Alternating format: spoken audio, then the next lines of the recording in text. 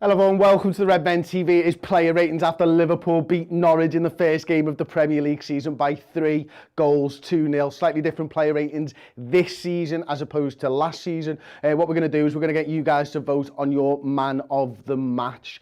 So if you want to vote for your man of the match, which will open very, very shortly, you just type !vote, space, and then put their name. So it's slightly different for someone like Trent Alexander-Arnold. You just put Trent, but the wording, which will come up on it'll come up on one of the sides. It'll tell you the exact lettering of how to spell that name. So Trent would be just Trent, not TAA, not Trent Alexander-Arnold, etc., etc.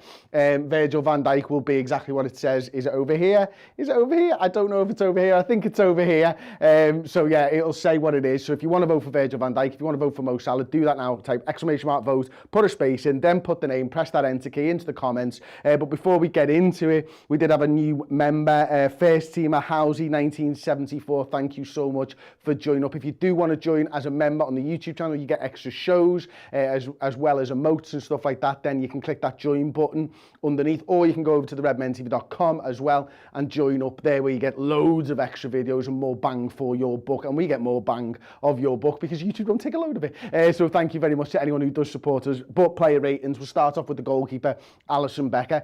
For the most part, it was a pretty quiet evening for Alisson Becker, wasn't it? I mean, one really nice high claim from a corner, I think it was, in the first half.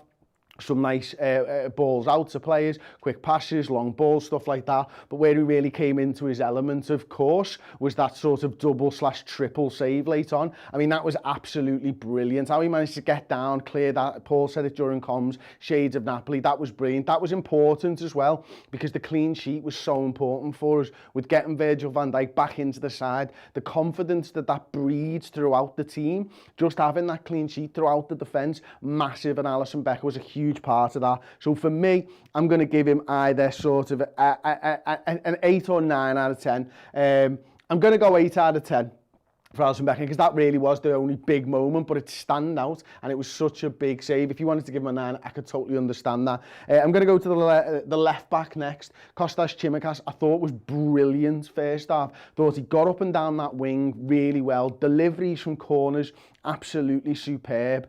He really was. I think he tired a little bit. A couple of sort of errors later on in the game, giving the ball away in dangerous sort of areas. And I think that was down to tiredness. What I really enjoyed, though, was in that first half, those sort of 3 clearances, defending the back stick with his right foot. It's one of the most important things being a fullback, isn't it? For me, anyway, is how you defend the back stick, and I thought he did that really well. So all told, a really good game for Kostas. I'm going to even go as far as to give him an 8 out of 10, but his legs fell off big time. They really did towards the end of the game. On to Virgil van Dijk next. Yes, finally Virgil back in a red shirt from the start. The clean sheets are rolling in as well. The smiles on his face. He did the interview after the game. He looked so calm, composed. Wasn't even out of breath. He's not as out of breath after 90 minutes of football as I will be after this 10-minute video or whatever.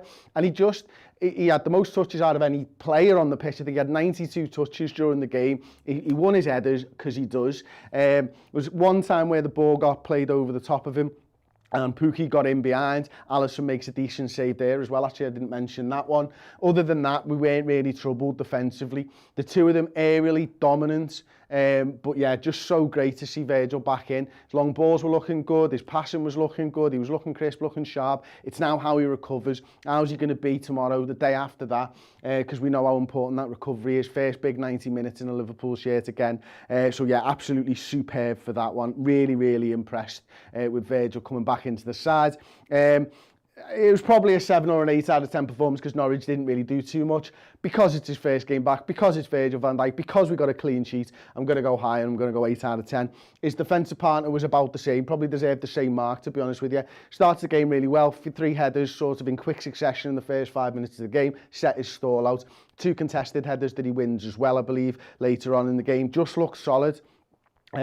Just the understanding between the two of them, the leadership, the experience the two of them got, the understanding that they've got together, it all showed today, and Pukki really didn't have too much joy. He'd have to drop deep onto sort of Milner's shoulder. The lads weren't following him, they were just controlled, calm, measured, experienced, and that showed.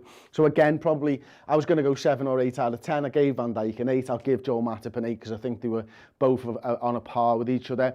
Trent Alexander-Arnold then. Again, a big performance from him. You know, it's important that he gets off to a good start this season. He looks like he's got himself in the right frame of mind, looks physically like he might be in some of the best shape we've seen from Trent Alexander-Arnold. He got up and down that wing again. You know, that ball in for the breaks open, the first goal, I suppose. You know, it's a great ball. He sees it, he fizzes it into Mo Salah's feet. Miscontrol, obviously, then goes through to Jota, and we'll talk about that a little bit later. The other one, back stick on the byline, drills that ball across the pitch to Mo Salah, to Sadio Mane, who nearly ends up with something. I forgot as well, Joe Matip nearly scored. That was a thing. But Trent Alexander-Arnold just got every shot, every pass, every cross in his locker, and he showcased a lot of that today. So probably, again, sort of an 8 out of 10 performance from Trent Alexander-Arnold. Really good defensively, wasn't troubled at all as far as I can remember, and looked really good, and a big part of why we scored and broke open that game with the first one. Of course, don't forget, different this season, you can vote for your man of the match in the comments section, so type exclamation mark vote, put a space in, and then you can put your man of the match in there as well. We'll show you a little bit of a graphic in a second, in a minute or two, so you can get voting for your man of the match. We'll move on next to the number 6 today. James Milner obviously doesn't wear the number 6, but that's the position that he played. And James Milner, again, for me, tonight, you know, picks up a yellow card, of course, but he set the tempo. It was on the touchline, right in front of the dugouts, gets a big tackle in, probably wanted to get a little bit more of the man than he was with. Obviously, it was a yellow card, probably deserved as well, a little bit cynical from James Milner, so he picks up our first yellow card of the season. But the midfield, and I find myself saying this throughout all 3 of these guys, because they were perfunctory, weren't they? That's what those 3 lads did. They were facilitators tonight to make sure that this lad and this lad could get forwards, and they probably played a little bit within themselves. Keita and Oxlade-Chamberlain probably curbed that natural enthusiasm to get forwards. James Milner probably doesn't have that, but then latterly when he moves into that sort of left 8, as it were, then he does start to sort of get further up the field. It was a decent performance from James. I think probably a 7 out of 10 performance for Milner. Not standout in any way, shape or form, but again, the fact that Klopp kept him on the pitch shows how vital a leader he is moving forwards for us, and the captain, obviously, in Jordan's absence today. Oxlade-Chamberlain, again, probably, you know, we get 60, 61 minutes maybe for Oxlade-Chamberlain. Probably the fewest amount of touches from any player on the pitch. And I think he only had sort of somewhere in the region of 29, 30 touches, 17 maybe passes, something like that. Wasn't massively involved, but worked hard. And what I liked is, and Paul pointed this out during comms, second half, we started to press a lot higher. And these lads were sort of key in that, weren't they? They were making sure that, you know, Norwich were struggling to get out, because I think Billy Gilmour probably had a little bit too much time and space in that first half to sort of pull the strings. He was enabling them to turn the corner, get in behind the midfield, then get onto the attack. Second half, I think we pushed Keita and Oxlade-Chamberlain a little bit further forward, made it more difficult for Billy Gilmour. Norwich couldn't get out, then we started to gain control of the game. So probably for me, 7 out of 10 performance for Oxlade-Chamberlain. Naby Keita, similar to Ox. I thought he was a little bit better than Ox, if I'm honest. Not much in it, though. Again, you know, when we started seeing pressing in that second half, you could see what he was about. You could see him getting on there, nipping the ball away and stuff like that. But yeah, again, much like Alex Oxlade-Chamberlain, just curbed. Didn't go forward, didn't overcommit, didn't make sure that he lost position. He was very, very, you know, conservative in his play tonight. But it was massively important because it enabled the rest of the team to play how we did and go on and get that clean sheet, of course, get the 3 goals. So Naby Keita probably 7, 8 out of 10, something like that. Split it down the middle if you want. Then it's on to the front 3. And I thought this was a nice front 3 to begin the game with. I thought there was some nice interlinking play between Salah and Jota, looking for those little 1-2s, that little run off. The Jota playing that sort of middleman, as it were, for Salah to come up. And what they'd do is they'd go down here, and that would free up Mane at the back stick to be able to get in behind the centre half or the full back and sort of central regions. But Mo Salah, I think, you know, a lot of people will be voting for him for man of the match. If you do want to vote for Mo, then type in exclamation mark vote, put a space in, and then literally the name should be alongside me at some point, and that'll just say what you need to type in. I'm guessing it's going to be Salah. It's not working at all. Just let me know your man of the match by shouting it into the comments in capital letters, your man of the match. If you want to put Salah, if you want to put Mo, put it in there, we'll go through it. But Mo Salah, 1 goal, 2 assists on the evening, 1 really lucky assist, 1 really good assist. Great play from Bobby Firmino down that left-hand side, wasn't it? He uses Salah's run as he's going in behind, and Mane sort of breaks into that space a little bit leisurely. The space that Salah's created, plays the ball, Bobby plays the ball into Mane, and then Mane scuffs his shot, goes on a man, scuffs his shot, unfortunately. Then, fortunately, it breaks back to Salah. Salah, quick as a needle, picks it up, bang, straight into Bobby Firmino, goal, 2-0. And yeah, so absolutely superb. Jota on the score sheet, Firmino on the score sheet as well, and then Salah from a Kostas corner. He's hanging around on the edge of the area, isn't he? Controls it beautifully with his first touch, lashes it into the back of the net past Tim Krul with his second touch. So absolutely superb, really good all-round performance from him. It's exactly what you want. It's the first game of the season, goal, 2 assists, what more can you ask for? Sadio Mane next worked hard for the team. Didn't get the goal like the other 3 of the front 4 got on the night, but it wasn't for trying. Salah tries to play back Sadio Mane late in the second half. Doesn't quite come off that time. Salah probably should have just gone for a second goal, to be honest with you. But Mane again worked really hard for the team. Mentioned that play that he had in the build-up to Firmino's goal and stuff like that. Couple of shots as well for Sadio Mane. I'm going to give Salah a 9 because I actually didn't give him a mark. I'm going to give Mane an 8. I'm going to give Jota an 8 as well. Because I really liked this performance, and I know it was a bit of a scruffy goal, but he's got to be there. He anticipates, he's moving, he's first to react, isn't he, Jota? And that's what I like. And there was other points where he just finds that little sort of bit of space and stuff like that in the penalty area, and I love that about Diogo Jota. He's just got a natural sort of instinct for where the ball's going to end up, and we saw that time and time again last season. Obviously, his season was cut short through injury. Hopefully, we get to see more and more of it, but a really good understanding between those 3 who started the game.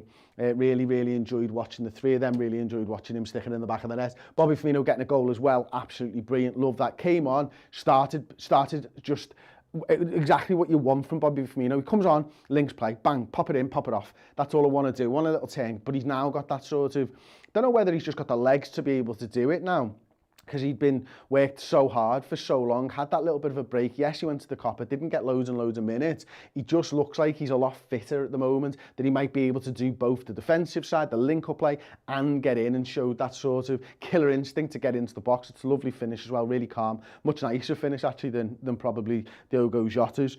I can see loads of people voting for Salah. We'll come to that towards the back end of the video. Fabinho, I just thought, to be honest with you, we instantly looked a lot better when this man came in there and Bobby Firmino dropped into there. And it was the stability that Fabinho offers you. And it's that ability that when we're doing that high press, I talked about it second half, move Keita and Ox a little bit further forward. Fabinho's got the confidence to go, and his positional sense is second to none. It's best positional sense I've ever seen by a DM. Some players get out of it through sheer pace and, you know, great tackling ability. Fabinho's positional sense in the DM, for me, is absolutely world-class, top draw, and he showed it again. A couple of nice little balls there as well. Picked the ball up, started moving it around. We just looked so much better when Fabinho does come on. So I'm going to give him an 8 out of 10. I'm going to give Bobby an 8 out of 10 as well. And Fabinho, look, I mean, that might be slightly high. It might be a 7 or an 8 out of 10, something like that for him. But yeah, it is what it is. I've given him an 8 out of 10. Then Harvey Elliott comes on and it just shows verve, shows intent, shows confidence as well. He's just going to be some player, and he just didn't look like we'd lost a lot when Harvey Elliott comes on, and that's really brilliant, isn't it? And obviously he comes on for Naby Keita, but yeah, he just looked sound to me. Like, I'm really excited to see more of him as we go forward. Edward Kwon, thank you so much for the super chat, $10 US. Redmen TV, 10 out of 10, thank you so much. Pierre Loca, £2 super chat, thank you so much. Poll is broken, it's using numbers, not names. Then I would blame Sai for that one. In fact, no, let's blame Tom. Let's just blame Tom. He's not here, but we can blame him anyway. But no, listen, thank you very much for joining us. I'm going to give the man of the match then to Mohamed Salah, because that's the fella's name who I saw most in the comments. Yeah, it's got to be, hasn't it? 1 goal, 2 assists, beautiful. Stick around on the channel though. The Instant Match Reaction is back on YouTube for the season.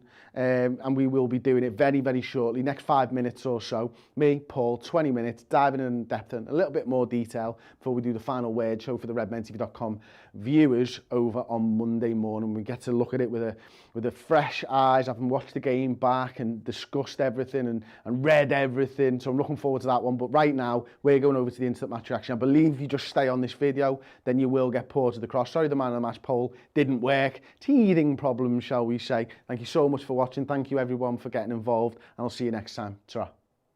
Hey everyone, our brand new book has landed. Hendo, 10 Years a Red, premium collector's edition, the definitive Jordan Henderson collection in A4 size, 200 pages, full colour, incredible insight, in-depth knowledge and the stories of his rise from a young boy in Sunderland all the way through their academy to the Premier League, taking the captain's armband, becoming the captain and leading Liverpool to be champions of everything and beyond as well. It's got his greatest moments season on season, some incredible, unique, phenomenal custom artwork from some of the best Liverpool artists on the scene, incredible high definition photos of his best moments as well.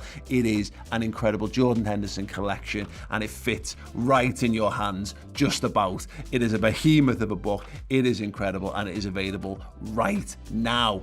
You can get it and you can learn more about the Liverpool skipper from the people who are closest to him on that journey, friends, family, coaches, players and managers. Yes, it is Hendo, 10 Years of Red, and it is available right now on redmenmerch.com. Get involved.